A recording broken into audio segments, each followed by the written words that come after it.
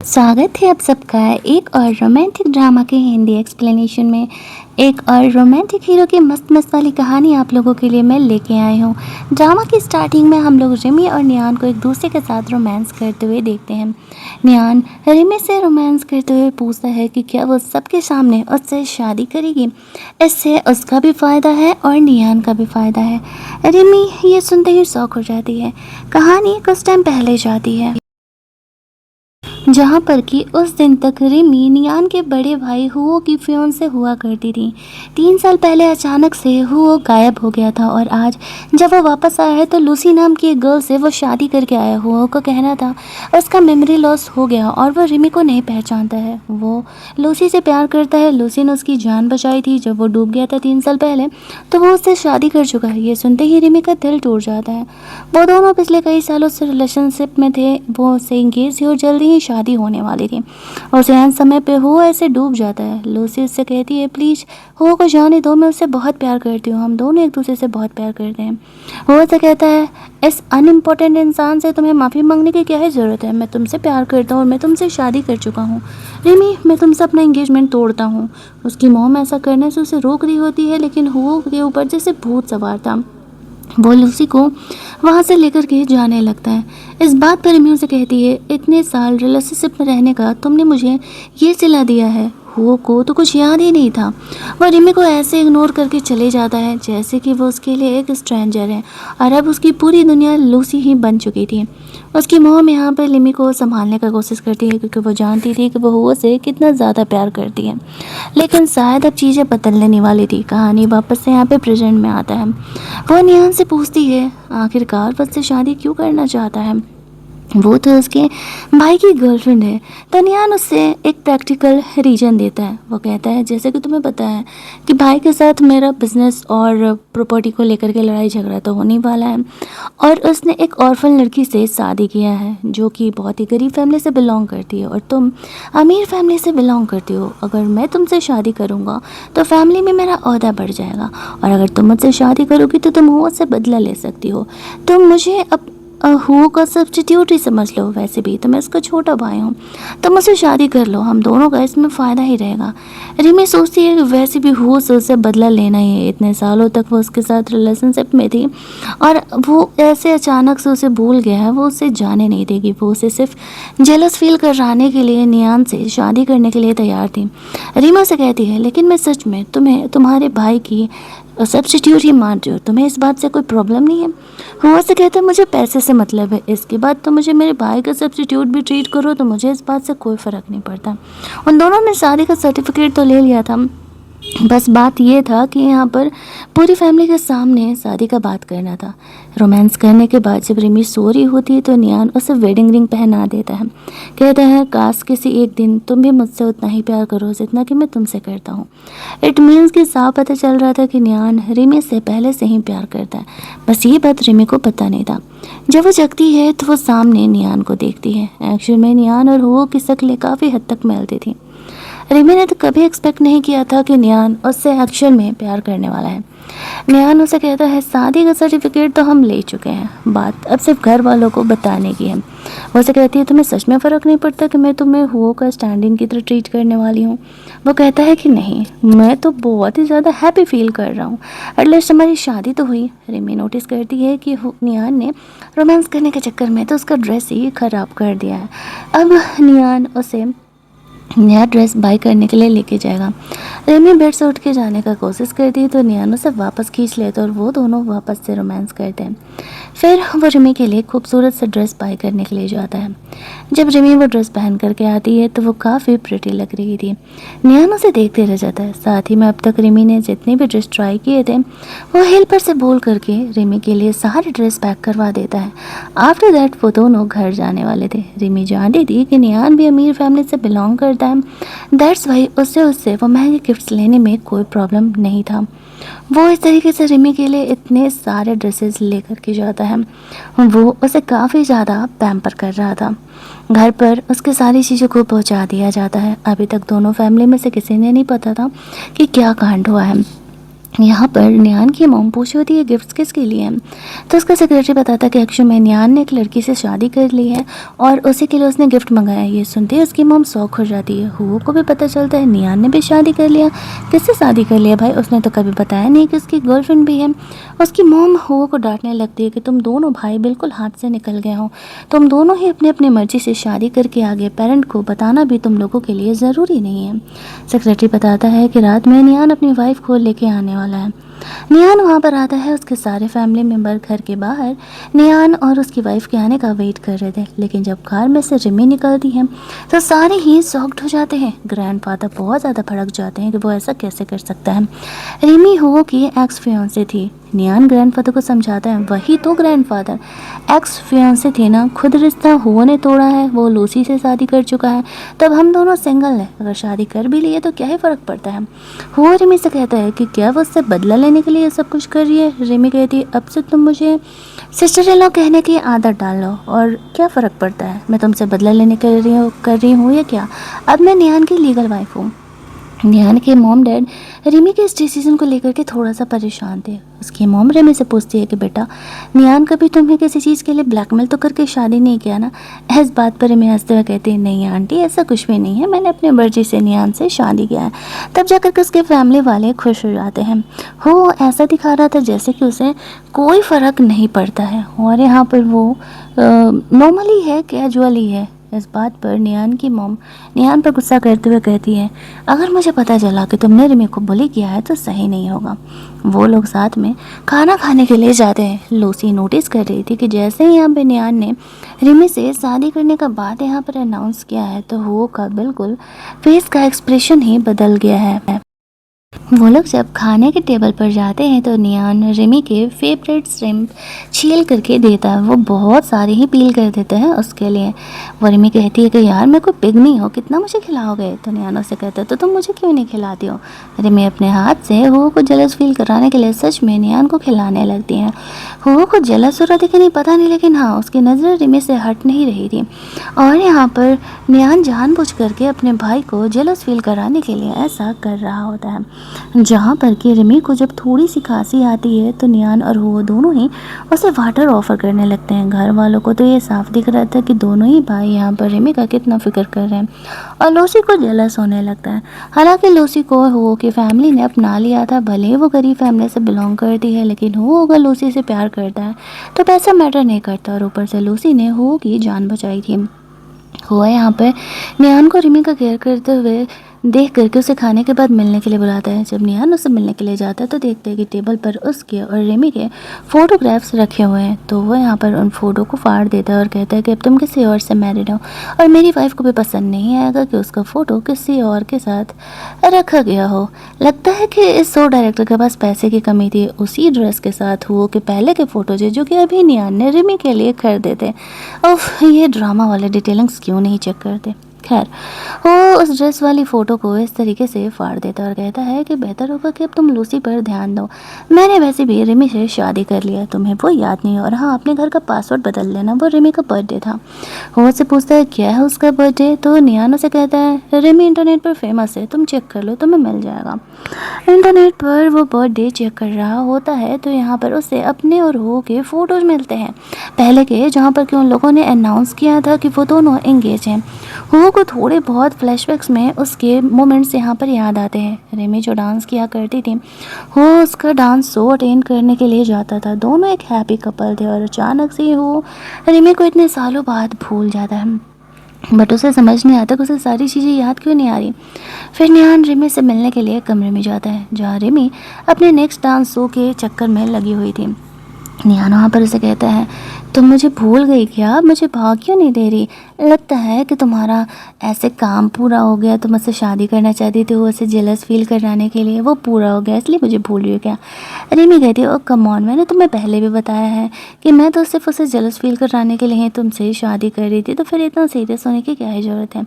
निहान उसे कहता और अगर मैं कहूँ कि मैं सच में सीरियस रिलेशनशिप में रहना चाहता हूँ तो। रिमी उसे कहती है वो तो तुम्हें दिख रहा है ना कि एक्चुअल में मेरा दिल टूटा है, तो obvious सी बात है कि मैं यहाँ पर अचानक से तो किसी के साथ रिलेशनशिप में नहीं आ जाऊँगी। वो इस फीलिंग को समझ रहा होता है, दैट्स वाई वो उसे फोर्स भी नहीं कर रहा था, वो बस धीरे-धीरे चाह रहा होता है कि उससे प्यार हो जाए। वो उसे कहती है कि हमारे बीच वैसे भी जो कुछ भी वो रोमांस हुआ था तो सिर्फ मैं ड्रंक थी इसलिए हुआ था। तो नियान उसे कहते हैं चलो दोबारा कर लेते हैं, वैसे भी बेड काफ़ी बड़ा है, क्या ही फ़र्क पड़ जाएगा। लेकिन रिमी यहाँ पर साई फील करते हुए उसे मना कर देती है और कहती है कि तुम सोफ़े पर सोने वाले हो। बेचारे नियान भाई साहब को आज तो सोफ़े से ही काम चलाना पड़ता है। अगले दिन हॉल में वो लूसी से बात कर रहा था, तो फिर रिमी का बड़ा भाई आता है और वो हो को सीधे पंच लगा देता है। वो उस पर गुस्सा करते हुए कहता है कि तुम कौन और मुझे क्यों मार रहे हो। तो उस रिमी का भाई कहता है तुमने मेरे बहन को धोखा दिया है, मेमोरी लॉस करके तुम किसी और से शादी करके आ गए, शुक्र मनाओ कि मैं तुम्हें जान से नहीं मार रहा। रिमी अपने भाई को रोकती है। वहाँ पर वो और नियान कमरे से नीचे आते हैं, जहाँ पर कि रिमी अपने भाई को बताती है कि एक्चुअल में उसने नियान से शादी कर ली है। उसका भाई इस बात पर गुस्सा करने लगता है। लूसी उसे कहती है कि तुम हो कैसी पिटाई कैसे कर सकती हो। तो उसका भाई कहता है अभी तुम है कौन बे बोलने वाली, ये हमारा फैमिली मैटर है, खबरदार जो तुम बीच में आने का कभी कोशिश भी की तो। ऐसा कहते हुए वो रिमी को वहाँ से लेकर के जाता है, क्योंकि उसे डर था कि कहीं नियान ने रिमी का फ़ायदा ना उठाया हो। नियान रोकने का कोशिश करता है, लेकिन उसका भाई कहता है कि हमारा फैमिली मैटर है, मैं तुमसे बाद में आकर के मिलूँगा। ये कह के वो रिमी को वहाँ से लेकर के जाता है। तभी नियान का सेक्रेटरी आकर के बताता है कि एक्चुअल में उसके और नियान के शादी के बारे में किसी ने इंटरनेट पर अपलोड कर दिया और लोग यहाँ पे रिमी को क्रिटिसाइज कर रहे हैं कि उसने ऐसे बड़े भाई को छोड़ करके छोटे भाई से शादी कर ली, वो कितनी बदमाश लड़की है, कितनी बुरी है, कैरेक्टरलेस है, फलाना ढिमकाना पूरा बोल रहे होते हैं। नियान यहाँ पर अपने साइड से सिचुएशन को संभालने का कोशिश कर रहा होता है और वो अपने पोस्ट पर डालता है। फर्स्ट थिंग मेरे भाई का मेमोरी लॉस हो गया, सेकंड थिंग वो खुद शादी करके आया, थर्ड थिंग जब हम दोनों सिंगल थे तो क्या ही फ़र्क पड़ता है, कहीं उस पर उसका टैग तो नहीं लग गया कि वो पूरी ज़िंदगी हो की ही लहर रहने वाली है। ऑफिस में भी सारे लोग गॉसिप कर रहे होते, वो सबको एक ही बात क्लियर कर देता है कि रिमी उसकी अब लीगल वाइफ है, और अगर किसी ने यहाँ पर उसके बारे में गॉसिप किया तो वो अपनी जॉब से हाथ धो बैठेगा। सब तो चुप ही हो जाते हैं, लोगों का तो काम ही है आपस में गॉसिप करना, कोई क्या कर रहा है ये दूसरे को कुछ ज़्यादा ही फिक्र रहती है। निहान यहाँ पे रिमी को प्रोटेक्ट करने के लिए, उसका केयर करने के लिए, कुछ भी करने के लिए तैयार था। अगली तरफ रिमी अपने पेरेंट्स से मिल करके उन्हें समझा रही होती है कि एक्चुअल में उसने अपनी मर्जी से नियान से शादी किया है, किसी ने उसे फोर्स नहीं किया है। लेकिन उसका भाई ये बात मानने के लिए तैयार नहीं था। वो लोग उसे नियान को डाइवोर्स देने के लिए कह रहे होते हैं, लेकिन तभी वहाँ पर नियान आ जाता है। वो भी रिमी के मॉम डैड को यही बात समझाता है, कहता है कि आंटी बेहतर यही हो कि रिमी मुझसे शादी कर ले, मैं वैसे भी ऑफिशियली अब रिमी का हस्बैंड हूँ, तो बस आपका आशीर्वाद चाहिए। वो उसके फैमिली मेम्बर को मनाने के लिए बहुत सारे गिफ्ट्स वगैरह लेके आया था। उसका कोई फैमिली मेम्बर यहाँ पर ये बात मानने के लिए तैयार ही नहीं था। रिमी आके उन्हें समझाते हुए कहती है आप लोगों को तो पता ही है ना कि एक रिलेशनशिप से मूव ऑन करने के लिए सबसे अच्छा तरीका क्या होता है कि आप दूसरे रिलेशनशिप में आ जाओ। तो बस मैंने वही किया है। हुओ को भूलने के लिए अगर मैंने नियान का सहारा लिया तो मुझे नहीं लगता है कि मैंने कुछ गलत किया है। वैसे भी अब मैं सिंगल थी, और अगर ये इसका भाई नहीं होता तो भी मैं उससे शादी ज़रूर ही करती। ऐसे ऐसे अपने फैमिली वालों को बोलती है। रिमी का भाई कहता है कि मैं तुझ पर नज़र रखने वाला हूँ, अगर तूने मेरी बहन को परेशान किया ना तो तू गया बेटा। आफ्टर दैट वो रिमी को बाहर लेकर के जाता है। कार में वो पूछता है कि क्या वो सच में अब भी हुआ को मिस करती है। रिमी उसे कहती है कि नहीं ऐसा कुछ भी नहीं, और ये मेरा पर्सनल मैटर है, मुझे नहीं लगता कि तुम्हें मुझसे ऐसे पर्सनल सवाल करना चाहिए, क्योंकि हम दोनों सिर्फ अपने फ़ायदे के लिए ही जुड़े हैं। निहान यहाँ पर रिमी को क्या बताया कि उसका सबसे बड़ा फ़ायदा यही है कि रिमी को उससे सच में वाला प्यार हो जाए। आफ्टर दैट वो रिमी को उसकी दोस्त के पास छोड़ देता है और वहाँ से चले जाता है। रिमी अपनी फ्रेंड से बात कर रही होती है, जो कुछ हुआ वो सब कुछ उसे बता दिया। हालांकि उसकी फ्रेंड नियान को चूज करने वाले डिसीजन को अप्रिशिएट कर रही थी, लेकिन यहाँ पर वो उसे कहती है मुझे लगता है कि नियान ने तुमसे शादी करने के लिए हाँ इसलिए कहा क्योंकि वो तुम्हें पसंद करता है। रिमी कहती है ऐसा कैसे हो सकता है, मैंने तो कभी ये फील नहीं किया। उसकी फ्रेंड उसे कुछ आइडियाज़ देती है, कुछ टिप्स एंड ट्रिक्स देती है, जिसकी वजह से कि वो पता कर पाएगी कि नियान एक्चुअल में रिमी को पसंद करता है या नहीं है। अब कहीं ना कहीं रिमी भी इस बात में इंटरेस्ट लेने लगी थी कि नियान को तो कोई भी अमीर लड़की मिल जाती, फिर उसने उसी ही क्यों चूज किया शादी करने के लिए। उसे भी ये जानना था कि क्या उसकी फ्रेंड कह रही है जो कि नियान उसके लिए अलग फीलिंग रखता है, ये बात सच में सही है। ये यहीं दूसरी तरफ नियान अपने दोस्तों के साथ ड्रिंक कर रहा था। उसका दोस्त यहाँ पर नियान और रिमी के रिलेशनशिप को आगे बढ़ाने के लिए उसे कॉल करके बोल देता है कि एक्चुअल में नियान यहाँ पर ड्रंक है और आ करके उसे लेकर के जाने के लिए वो बेचारा जा नहीं पाएगा। शुरुआत में तो वो उसे इग्नोर करने के बारे में सोचती है, लेकिन फिर सोचती है क्या पता यार, शायद ज़्यादा ही ड्रंक हो, चल करके उसे ले ही आती हूँ। और फिर वो क्लब आ जाती है नियान को रिसीव करने के लिए, जहाँ पर कि नियान ड्रंक होने की एक्टिंग कर रहा था। रिमी उसे संभालते हुए लेकर के जा रही होती है। कार में भी वो उससे चिपक चिपक करके ही बैठा था। रिमी को तो यही लग रहा होता है कि वो एक्चुअल में काफ़ी ड्रंक है। वो उसे हॉल में संभालते हुए लेकर के जाती, उसे बिठा करके पानी लेने के लिए जा रही थी। तभी वहाँ पर हो आने लगता है, तो नियान अपने भाई को जेलस फील कराने के लिए रिमी को अपने पास खींचता है और वो उसे पूछने लगता है कि वो इतनी रात को क्या कर रहा है। और रिमी के साथ बहुत ही अच्छे रिलेशनशिप में है, ये चीज़ दिखा रहा था। रिमी तो समझ ही रही होती है कि वो हो को जेलस फील कराने के लिए ऐसा कर रहा है। रिमी किचन में पानी लेने के लिए चली जाती है। वो नियान को कहते हैं कि बच्चों वाली हरकतें करना बंद करो, मुझे रिमी के बारे में कोई भी एक्स्ट्रा मेमोरी याद नहीं है तो मुझे फ़र्क नहीं पड़ता, मैं अब लूसी से प्यार करता हूँ। नियान इस बात से मन ही मन खुश था कि अगर सच में ऐसा है तो रिमी अब हो के लाइफ में कभी नहीं जाने वाली है। तभी रिमी यहाँ पर हो के लिए पानी लेकर के आती है। वो जैसे तैसे उसे संभालते हुए कमरे में लेकर के जाती है, जहाँ पर कि वह सोचती है कि अगर नियान ड्रंक है तो क्यों ना उसकी फ्रेंड ने जो उसे वो आइडिया दिया है कि वो इस तरीके से ड्रंक हो तो उससे सवाल करो कि वो उससे प्यार करती है नहीं, वो ये सवाल उससे पूछ करके देखे, शायद यहाँ पर प्लान बन जाए। दूसरी तरफ हम लोग देखते हैं कि हो यहाँ पर जब रिमी और नियान को ऐसे ताड़ रहा होता है तो लूसी देख लेती है। उसे इस बात से बहुत ही जेलसी होने लगती है। उससे एक नंबर से कॉल आ रहा था, वो जल्दी जल्दी कमरे में जा कर के बात करती है। वो एक्चुअल में उसका डैड था। उसने सबको कहा था कि वो एक ऑर्फन है। उसका डैड वापस उससे पैसे मांग रहा होता है और यहाँ पर लूसी का कहना था कि मैंने पैसे दिए तो थे तुम्हें, कहाँ खर्च कर दिया, वापस से तुम गैम्बलिंग करने लगे हो, इतना ज़्यादा पैसे मैं कहाँ से लाऊंगी। वो उसे कहता है कि अगर तुमने मुझे पैसे नहीं दिए तो मैं जा कर के हो की फैमिली को बता दूंगा कि तुमने एक्चुअल में क्या कांड किया है। फ्लैशबैक में हम लोग देखते हैं कि हो को जब लूसी ने बचाया था तो वो उसकी आइडेंटिटी को जानती थी कि वो इतने अमीर फैमिली से बिलोंग करता है।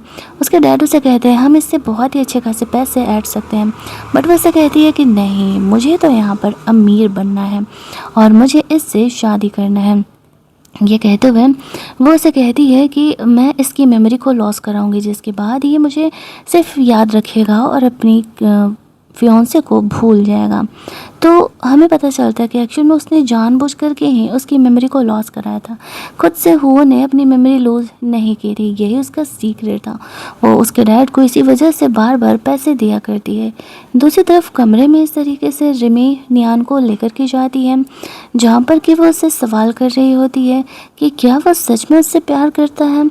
अब नियान यहाँ पर उसे इस बात का जवाब नहीं देता, क्योंकि वो जानता था कि अगर ड्रंक कंडीशन में उसने रिमी को कन्फेस किया तो फिर असली कन्फेशन को कोई मतलब ही नहीं रहेगा। उसे ऐसा लगेगा कि शायद वो ड्रंक है, दैट्स वाई वो ऐसा कह रहा है, इसी वजह से वो उसे ये बात नहीं बताता है। रिमी सोचती है मेरी फ्रेंड तो यूँ ही कह रही थी, कहाँ ही नियान मुझसे प्यार करने वाला है, मैं ही ओवर थिंक कर रही हूँ। जब वो सोफे पर जाकर के सोती है तो नियान उठता है और वो रिमी को उठा के बेड पे लेकर के जाता है। उसे ये कन्फेस करता है प्यार तो मैं तुमसे इतना करता हूँ कि तुम एक्सपेक्ट भी नहीं कर सकती। साथ ही में वो रिमी के फेस लॉक से फेस अनलॉक करता है और वो हो के और रिमी के फ़ोटोज़ को डिलीट करने के बारे में सोच रहा था, बट फिर वो खुद को रोक लेता है। ये सोचते कि नहीं, अगर रिमी जगेगी तो उसे बहुत ही डांट लगाएगी कि तुमने मुझसे बिना पूछे मेरे और हो के फ़ोटोज़ को क्यों ही डिलीट किया। दैट्स वाई वो यहाँ पर फ़ोटोज़ नहीं डिलीट करता और बस रिमी को बेड पर लेके चले जाता है, ये उम्मीद में कि शायद एक दिन रिमी पीछे मुड़ के उसे देखेगी और वो भी उससे उतना ही प्यार करेगी जितना कि वो रिमी से करता है। अगली मॉर्निंग रिमी जगती है तो देखती है कि नियान वॉशरूम से नहा के आ रहा है। उसकी मस्त मस्त वाली बॉडी को ताड़ने लगती है। नियान उसे कहता है कि ये तुम्हारे हस्बैंड का है, तुम आराम से इसे ताड़ सकती हो, आराम से इसे टच कर सकती हो, कोई तुम्हें रोकने वाला नहीं है। रिमी यहाँ पर थोड़ा सा शर्माने लगती है। नियान रिमी के साथ रोमांस करने के लिए आगे बढ़ता है, तभी घर की मेड यहाँ पर आकर के उन्हें ब्रेकफास्ट के लिए बुलाने लगती है। ब्रेकफास्ट टेबल पर जब रिमी एक पर्पल कलर का खूबसूरत ड्रेस पहन करके आती है तो निहान उसकी काफ़ी बड़ाई करता है कि वो काफ़ी प्रिटी लग रहा है, और इस ड्रेस की वजह से वो को वापस से उसकी कुछ मेमोरीज ट्रिगर करती हैं। ये देख करके लूसी रिमी को कहने लगती है कि वो ये जानबूझ करके कर रही है ना, वो दोनों ही मैरिड हैं, इन बातों का क्या मतलब है। रिमी हंसते हुए कहती है कि ये ड्रेस मेरा फेवरेट है और क्या मैं तुम्हारे हस्बैंड के हिसाब से डिसाइड करके पहनूंगी कि हाँ ये मुझे ड्रेस पहनना चाहिए ये नहीं पहनना चाहिए। मुझे थोड़ी पता किस चीज़ से उसकी मेमोरी ट्रिगर हो रही है।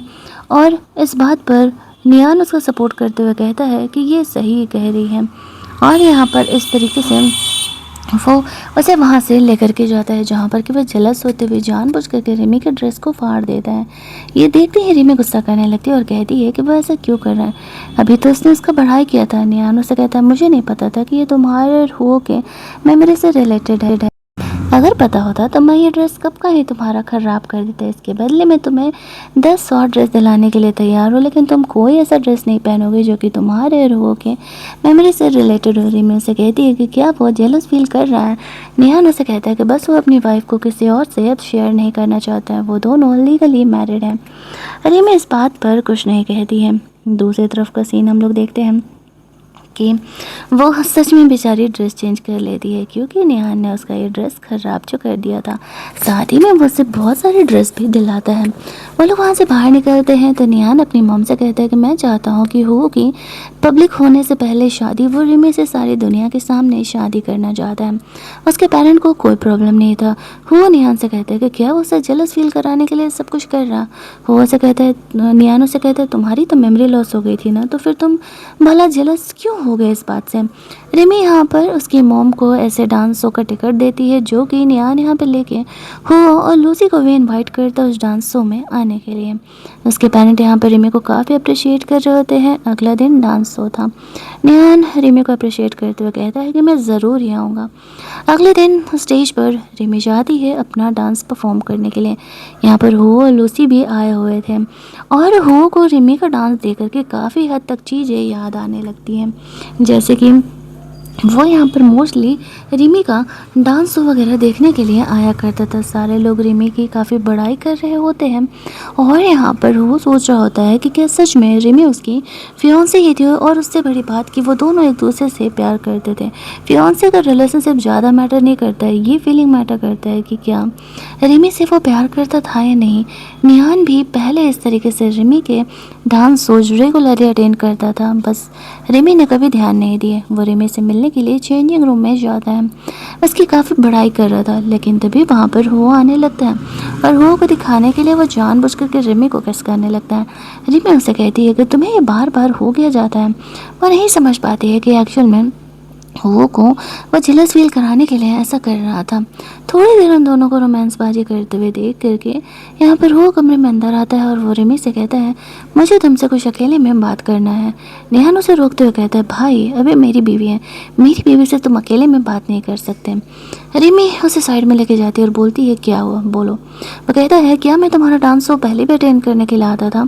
रिमी उसे कहती है क्या फ़र्क पड़ता है, भूल जाओ कि वह हमारे बीच कुछ मेमोरी भी था, मुझे इस बात से फ़र्क नहीं पड़ता। तुम्हें पता है कि मैंने अब नियान से शादी कर लिया। तभी लूसी यहाँ पर आती है। उसके बॉडी पे लपट देख करके वो समझ जाती है कि उन दोनों के बीच वैसे भी तो रोमांस रेगुलर बेसिस पर होता ही होगा, वो दोनों लीगल हस्बैंड वाइफ शो है। लूसी यहाँ पर पैर में मोच आने की एक्टिंग करने लगती है।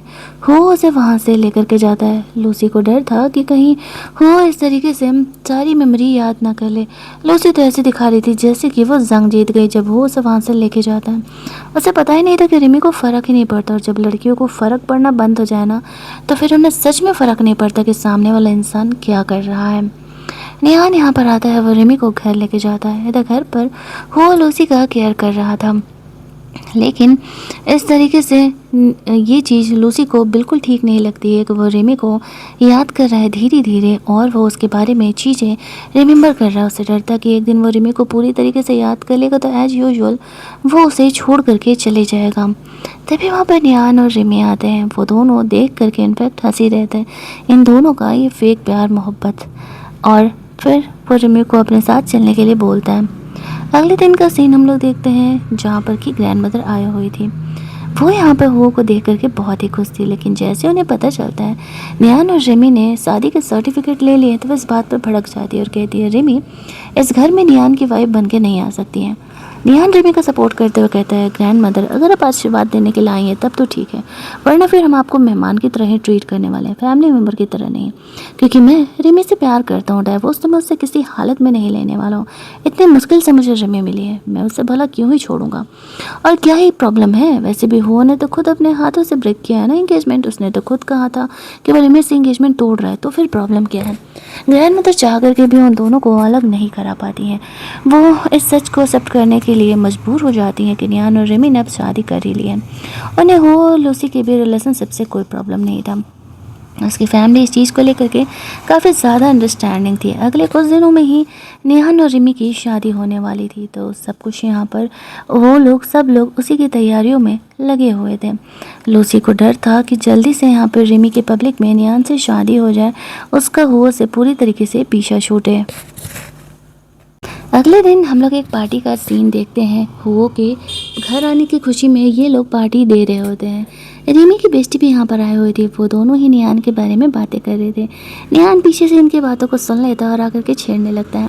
मेरे बारे में बातें हो रही है क्या। उसकी फ्रेंड उन दोनों को छोड़ करके आगे बढ़ जाती है। वो गलती से यहाँ पे लूसी से टकरा जाती है। ट्रिप करके वो गिरने वाली थी कि वाइन ऐसे उसके ड्रेस पर गिर जाता है। लूसी यहाँ पर तमाशा करने लगती है कि वो जानबूझ करके उसे ऐसे इंसल्ट करने के लिए कर रही है। ये ड्रेस सबके सामने उसने जानबूझ करके ख़राब किया है। रिमी की फ्रेंड कहती है ऐसा कुछ भी नहीं है, मैं गलती से ट्रिप कर गई थी, भला मैं ऐसा क्यों करूँगी। लूसी का कहना था क्योंकि तुम रिमी की बेस्ट फ्रेंड हो, इसी वजह से रिमी ने तुम्हें ऐसा करने के लिए कहा था। हो रिमी को जब लूसी को सॉरी बोलने के लिए कहता है तो वो वाइन उसके मुंह पे फेंक देती है और कहती है शायद मेमोरी के साथ साथ दिमाग भी कहीं खो दिए हो तुम्हें समझ में नहीं आता क्या। एक तो मेरी फ्रेंड को तुम एम्बेरस कर रहे हो, एक ड्रेस ही तो है, जाके बीवी का ड्रेस चेंज करा दो। इतना तमाशा करने की क्या ज़रूरत है इस बात को लेकर के। जितना तुमने तमाशा किया उतने देर में तो लूसी अपना ड्रेस चेंज करके आ जाती है। और खबरदार जो मेरी बेइज्जती को तुमने कुछ कहा तो तमाशा बहुत ज़्यादा ही बढ़ गया था।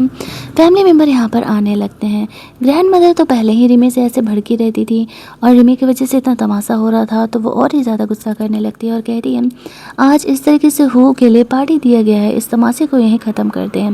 नियान रिमी को सपोर्ट करते हुए कहता है हाँ ठीक है, हमें भी ऐसी ही ड्रामेबाज फैमिली में रहने का कोई शौक़ नहीं है जहाँ पर मेरी वाइफ का रिस्पेक्ट नहीं किया जाए। वो मेरी लीगल वाइफ है और ख़बरदार अगर किसी ने उसका इंसल्ट किया इट मीन्स कि वो मेरा इंसल्ट कर रहा है। ये कह के वो रिमी को घर लेके जाता है। रिमी थोड़ी सी सैड थी। नियान उससे कहता है कि वो हुआ को मिस कर रही है। वो कहती है कि नहीं ऐसा कुछ भी नहीं है। फिर वो उसे ड्रिंक करने के लिए देता है। वो कुछ ज़्यादा ही वाइन पी लेती है और फुल नॉन टल्ली हो जाती है। रिमी यहाँ पर नियान से कह रही थी थैंक्स मेरे लाइफ में आने के लिए, वरना मुझे समझ ही नहीं आ रहा था कि मैं मूव ऑन कैसे करूँ। जब रिमी ऐसे ड्रंक कंडीशन में थी तब नियान उसे कन्फेस करता है तुम्हें आइडिया भी नहीं है मैं कितने साल से तुमसे प्यार कर रहा हूँ। अगर यहाँ पर मेरे भाई का मेमोरी लॉस नहीं होता तो मैंने तो कभी उम्मीद ही नहीं लगाई थी कि मैं यहाँ पर तुमसे कभी इस तरीके से शादी भी कर पाऊँगा। अगले मॉर्निंग जब रिमी जगती है तो नियान ये दिखा रहा था कि देखो तो सही उसने उसके साथ क्या किया है, बॉडी पर ऐसे स्क्रैचेस लगा दिए हैं। वो बेचारा खुद को संभालने का कोशिश कर रहा था लेकिन रिमी उसे जान ही नहीं दे रही थी। वो उसे कहती है मुझे अच्छे से याद है हमारे बीच ऐसा कुछ भी नहीं हुआ। तो वो भी हंसते हुए वहाँ से बाहर निकलता है। बाहर जा कर के वो अपने भाई को दिखा रहा होता है कि भाई देखो ना कहीं मेरी हड्डियाँ तो नहीं जुड़ी ना। कल रात एक्चुअल में कुछ ज़्यादा ही हॉट एंड टेम्पटिंग था मेरे और रिमी के बीच में। वैसे कहता है ओ कम ऑन मुझे ना रिमी के बारे में कुछ नहीं याद है, मैंने तुम्हें पहले भी कहा था, तो तुम यूं ही बेकार में मुझे ये चीज़ें दिखाते हो कि मुझे इस बात से फ़र्क पड़े। पर ट्रस्ट मी मुझे इस बात से घंटा फ़र्क नहीं पड़ता। नेक्स्ट डे ऑफिस में नियान जानबूझ करके रिमी को अपने ऑफिस बुलाता है। वो अपने शादी का कार्ड ऐसे हाथ से पोस्ट कार्ड लिखवाना चाह रहा था। एज ए कपल नियान और रिमी दोनों ही मिल करके शादी का कार्ड लिखते हैं। रिमी याद कर रही थी कि कहाँ ये हो के साथ ये होने वाला था, उसने सपने सजाए थे और यहाँ पर दूल्हा ही बदल गया। लेकिन कहीं ना कहीं वो नियान की बिहेवियर से काफ़ी ज़्यादा सेटिस्फाइड थी। लंच टाइम में वो दोनों होटल में लंच करने के लिए जाते हैं। निहान एक कॉल से थोड़ी देर के लिए बाहर जाता है तो बाहर दो लोगों को रिमी के बारे में बुराई करते हुए सुनता है और उसे बहुत ही ज़्यादा गुस्सा आता है और वो गुस्से में आकर के उनकी पिटाई लगा देता है। रिमी आके पूछने लगती है क्या हुआ, तो वो बोलता है कि ये लोग तुम्हारी बुराई कर रही थी और मुझसे बर्दाश्त नहीं हुआ। रिमी उसका फिक्र करते हुए कहती है अरे यार तुम ये स्ट्रेंजर के मुँह क्यों लगते हो, छोड़ दिया करो, 4 लोगों का मुँह है, वो लोग तो बोलेंगे। लेकिन वो रिमी की बुराई नहीं सुन सकता था। वो मॉम के कहने पर उन दोनों को लेने के लिए यहाँ पर आता है। पीछे बैक सीट पर वो दोनों कुछ ज़्यादा ही कुजी कुजी हो रहे होते हैं। निहान यहाँ पर जानबूझ करके हो को कहता है कि हमें मेरे घर पर उतार देना, यानी कि इसका एक अपना फ्लैट भी था। वो यहाँ पर रिमी को अंदर चलने के लिए कहता है। वो यहाँ पर निहान से कह रहा होता है कि निहान हो से कह रहा होता है कि मेरी शादी वाले दिन आना ज़रूर। इधर रिमी कमरे में अंदर जाती है तो वहाँ पर वो इस तरीके से हो के चीज़ों को गलती से नोटिस करती है। तो वो नोटिस करती है तो रिमी के पिक्चर्स और वो भी उस साल के डांसिंग के पिक्चर है जहाँ पर कि वो कभी नोटिस ही नहीं की थी कि निहान उस डांसिंग क्लास में, उस डांसिंग शो में आया भी होगा। उसे सच में ऐसा लगने लगता है कि कहीं निहान यहाँ पर रिमी को उसका वो क्रश तो नहीं है, लेकिन वो उससे पूछती नहीं है। अगले दिन उसके और नियान की शादी थी। वो शादी के ड्रेस में तैयार थी। नियान उससे मिलने के लिए आता है, तब वो उससे पूछती है कि क्या तुम मुझे एक बात सच बताओगे, तुम्हारे कमरे में मैंने मेरे बहुत सारे फ़ोटोज़ देखे थे, इस बात का क्या मतलब है। इस बात पर नियान उसे कन्फेस करता है कि एक्चुअल में वो उससे प्यार करता था और बहुत ही लंबे समय से प्यार करता था, लेकिन वो से प्यार करती थी, इसी वजह से वो उसे बात कभी बता नहीं पाया। शादी वाले दिन नियान यहाँ पर ऐसे रिमी को कन्फेस कर रहा होता है और रिमी काफ़ी खुश थी कि फाइनली वो एक सही इंसान के साथ शादी करने के लिए जा रही है। दोनों दूल्हा दुल्हन बन करके बाहर शादी के वेन्यू पर जाते हैं जहाँ पर कि हुआ ने कहा था कि वो रिमी की शादी में नहीं आने वाला है, लेकिन एक्चुअल में लूसी को लेकर के आया हुआ था। शादी का रिचुअल यहाँ पर बहुत ही अच्छे तरीके से कंप्लीट किया जाता है। रिमी के फैमिली वाले भी आए हुए थे। लूसी साफ देख रही होती है कि हो का शकल यहाँ पर उतरा हुआ, उसे तो साफ ही पता चल रहा था कि एक्चुअल में वो रिमी को लेकर के कुछ अलग ही अब थिंक कर रहा है। एक टाइम तो ऐसा आता है कि वो रिमी की शादी भी रोकने का कोशिश करता है, शायद फ्लैशबैक में उससे कुछ मेमोरी याद आया होगा, लेकिन लूसी उसे बहाना करके वहाँ से लेकर के जाती है कि तुम अपने छोटे भाई की शादी क्यों तोड़वा रहे हो। शादी वाले रात यहाँ पर रिमी नियान को गिफ्ट देने के लिए एक्शन में उसके और हो के जितने भी फ़ोटोज़ उसके फ़ोन में थे वो उन सबको डिलीट कर देती है। कहती है मुझे नहीं लगता कि इससे अच्छा गिफ्ट तुम्हें मैं दे पाऊँगी। सोशल मीडिया पे भी जितने उनके रिलेशनशिप के पिक्चर थे वो सबको डिलीट कर देती है। और इधर लूसी रिमी से जलस होकर के अपने डैड को रिमी को हर्ट करने के लिए बोल देती है। अगले दिन रिमी नियान की ग्रैंड मदर से मिलती है। शादी हुई नहीं कि वो बच्चा करो की जिद पकड़ी हुई थी। निहान यहाँ पर रिमी को सपोर्ट करते हुए कहता है ग्रैंड मदर ये हम दोनों के बीच का पर्सनल डिसीजन है, बेबी जल्दी ही आपको मिल जाएगा, आप चाहो तो हो से भी डिमांड कर सकती हो, क्योंकि उसने भी तो लूसी से शादी कर लिया। आफ्टर दैट वो रिमी को उसके दोस्त से मिलने के लिए लेकर के जाता है।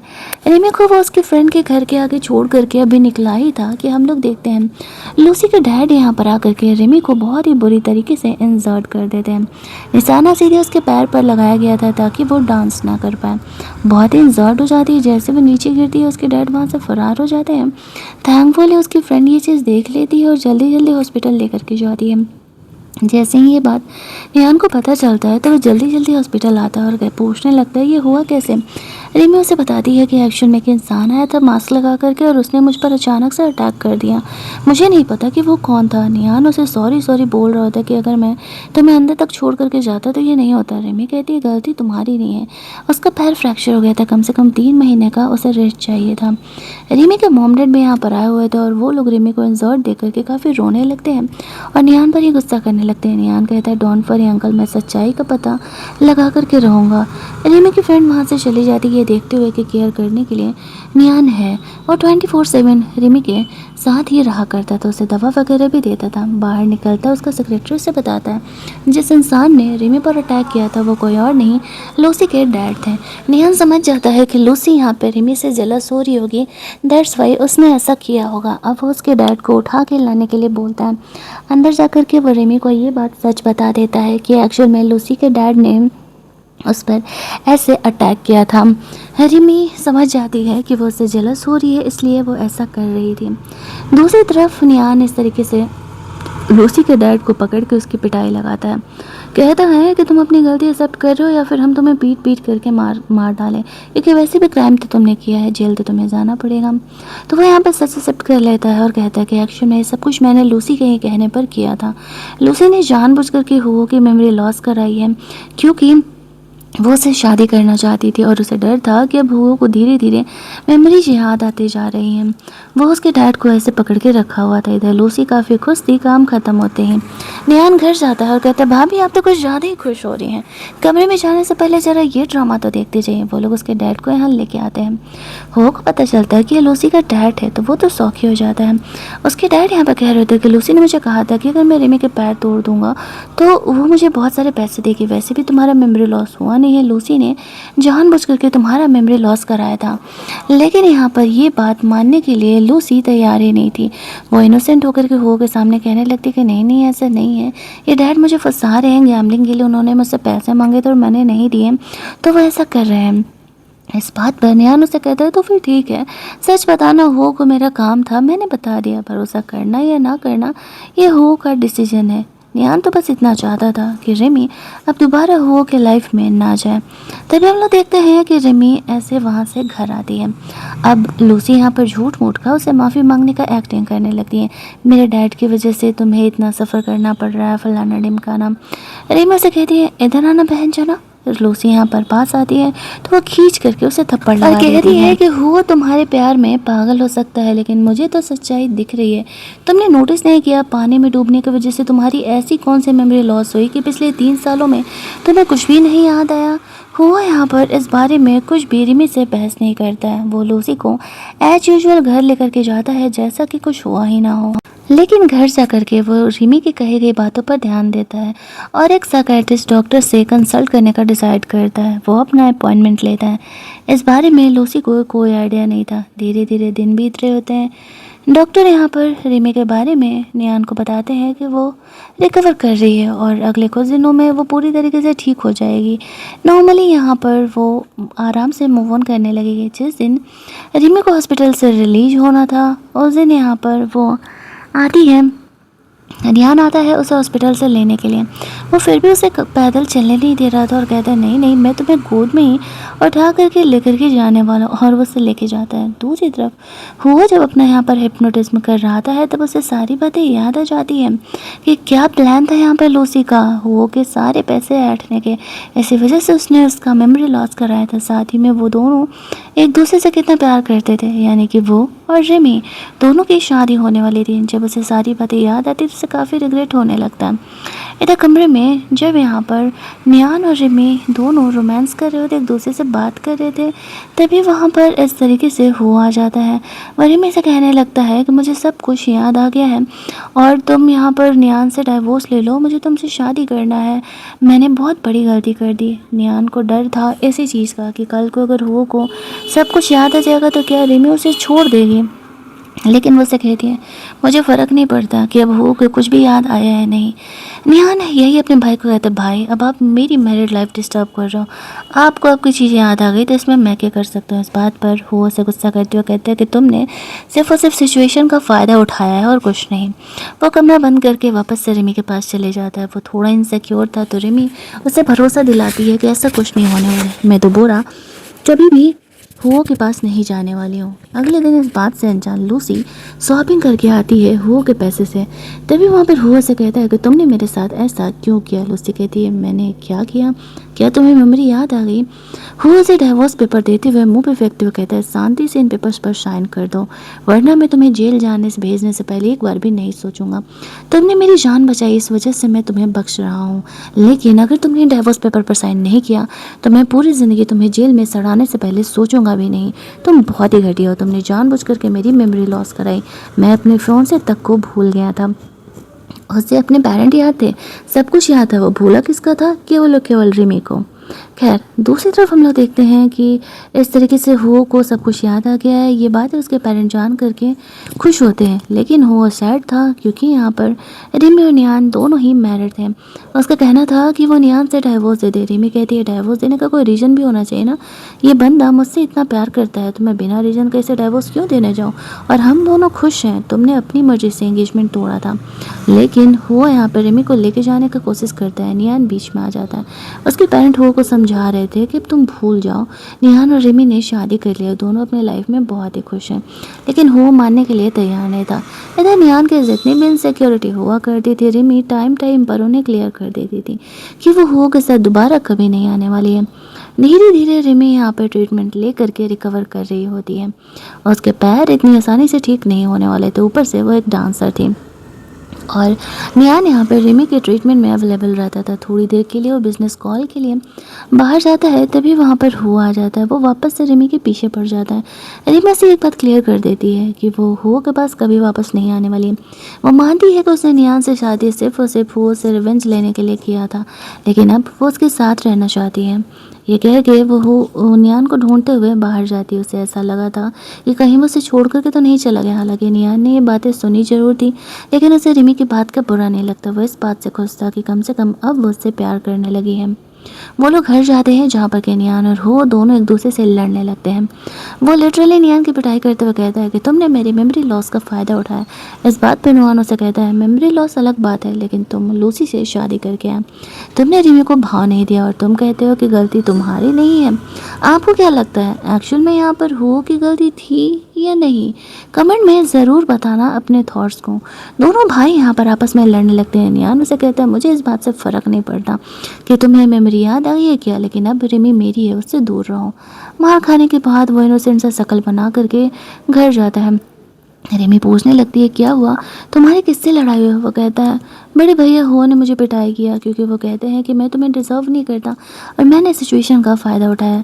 रिमी उसे किस करते हुए दवा लगाती है और उसे कन्फेस करती है भले ही हमारी शादी जिस भी सिचुएशन में हुई हो, लेकिन मैं तुमसे प्यार करने लगी हूँ। नियान शौक को उसे देख रहा था। उसने एक्सपेक्ट नहीं किया था कि रिमी सच में उसे कन्फेस करने वाली है। रिमी उसे कहती है अरे यार मैंने कन्फेस किया, कुछ तो रिएक्शन दो। रिमी और नियान भी फ़ोटो शूट कराने के लिए जाते हैं क्योंकि उनके भी तो कपल फ़ोटो होने चाहिए ना, बिल्कुल हो जैसे।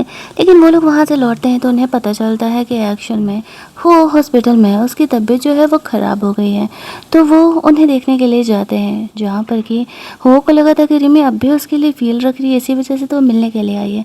लेकिन नियान के साथ देख करके वो उसे शौक हो जाता है। नियान उसे मैसेज देता है कि देख भाई अब तेरा कोई चांस नहीं है, तेरी बंदी अब गई यहाँ से, बेहतर होगा कि तू अब उसके पीछे पड़ना छोड़ दे, क्योंकि यहाँ पर इस तरीके से अब वो मेरे साथ है और मुझसे मैरिड है। रिमी मुझसे ये बात क्लियर करती है जो भी था हमारा पास था, मैं उस टाइम तक खुश थी, बट अब मेरे तुम्हारे बीच कुछ भी नहीं हो सकता है। ये कहते हुए वो वहाँ से बाहर निकलती है। नियान और रिमी दोनों ही अब हैप्पीली एवर आफ्टर रहने वाले थे, लेकिन ये चीज़ लूसी को पसंद नहीं आती है। मौके का फ़ायदा उठाते हुए वो रिमी को किडनैप कर लेती है। वो सोचती है कि अगर रिमी यहाँ जिंदा नहीं होती तो हो के लाइफ में वो हमेशा हैप्पीली एवर आफ्टर रहती। निहान रिमी का वेट ही कर रहा था कि अचानक से कहाँ चली गई। इधर लूसी रिमी को किडनैप करते हुए लेकर के जाती है। तभी निहान को पता चल जाता है कि रिमी ने उन्हें किडनैप किया है। दोनों ही भाई रिमी को वहाँ पर सेव करने के लिए जाते हैं, उसे जैसे तैसे करके सेव कर लेते हैं और लूसी को जेल हो जाता है, एक तो फ्रॉड करने के चक्कर में और दूसरा यहाँ पर रिमी को उसने किडनैप करने का कोशिश किया। रिमी का भाई हॉस्पिटल में रिमी से मिलने के लिए आता और वो हो कि अच्छी खासी पिटाई लगाता है क्योंकि वो जानता था कि ये सब कुछ उसकी वजह से हो रहा था। अगर वो लूसी को कंट्रोल में रखता या वहाँ से भेज देता तो वो कभी भी रिमी को किडनैप करने का कोशिश। एक्सीडेंट में रिमी भी इंजर्ड हो गई थी तो उसे हॉस्पिटल लेकर के जाया जाता है, जहाँ पर कि रिमी को अभी इस तरीके से होश नहीं आया हुआ था। निहान यहाँ पर लूसी से मिलने के लिए जाता है और वो माफ़ी मांग रही होती है कि वो ये शहर छोड़ करके चली जाएगी, लेकिन वो लोग उसे पुलिस के हवाले कर देते हैं क्योंकि उसने इस बार जो कांड किया था वो एक्चुअली बहुत बड़ा ही कांड किया था। आफ्टर दैट हम लोग देखते हैं कहानी की एंडिंग में रिमी को फाइनली होश आता है और वो नियान को हक कर लेती है। इसके बाद वो दोनों हैप्पीली एवर आफ्टर रहने लगते हैं। वो ने गिव अप कर दिया था क्योंकि वो समझ गया था कि रिमी अब उससे दोबारा प्यार नहीं करने वाली है। ऐसे हैप्पी एंडिंग के साथ हमारी ये कहानी यहीं पर एंड कर दी जाती है। अगर आपको ये क्यूटी पाई हीरो की ये रोमांटिक सी लव स्टोरी अच्छी लगी होगी तो वीडियो को लाइक और शेयर करना मत भूलना। चैनल को सब्सक्राइब कर लेना ताकि नए वीडियोज़ की नोटिफिकेशन आपसे मिस ना हो। चलिए जल्दी से मिल लेते हैं हम लोग एक और मस्त मस्त वाली कहानी के